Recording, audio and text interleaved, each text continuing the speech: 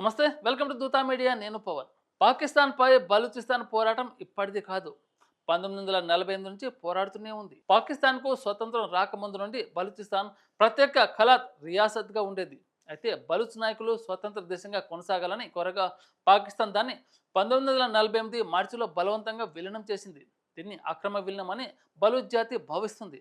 అప్పటి నుంచి బలూచ్ స్వాతంత్రం కోసం అనేక ఉద్యమాలు చేసింది. 1948, 1958, 1963, 1973, 2004లో పలు విడతల్లో జరిగాయి. ఇది ఆ యుద్ధపూరిత పోరాటానికి దారి తీసింది. బలూచ్ నేషనలిస్ట్ గ్రూపులు ప్రత్యేకంగా బిఎల్ఏ స్వాతంత్రం కోసం పోరాడుతున్నాయి. ఇప్పుడు తాజాగా మళ్ళీ ఉద్యమాన్ని మొదలుపెట్టాయి. అయితే బలూచిస్తాన్ అత్యంత గనులు, గ్యాస్ వనరులతో ఉన్న ప్రాంతం.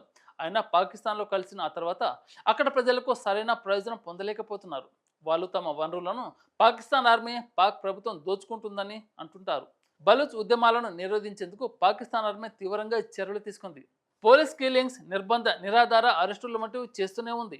ఇలాంటి లేటెస్ట్ అప్డేట్ కోసం దూతా మీడియాని సబ్స్క్రైబ్ చేసుకుని ఆదరించండి. Thank you.